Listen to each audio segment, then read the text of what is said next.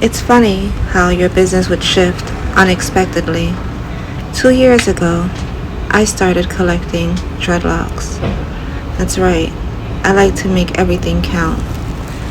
And astoundingly, I started receiving so many donations that now I had to create a whole new inventory system and how I would honor these locks. It was amazing the stories that came behind all of these donations. But no worries.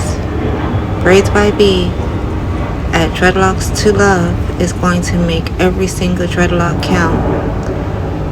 You best believe that we need these locks. That's right. We have people that wear natural dreadlocks that suffers from alopecia or cancer and need hair pieces made to fill in those areas.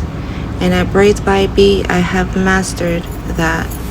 So giving me these options to offer my clients and then some, it is astounding to what may happen and how I may make your locks live on a longer journey.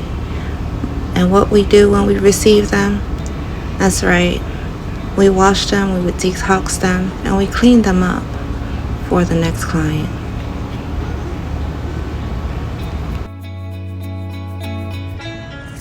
You know what time it is?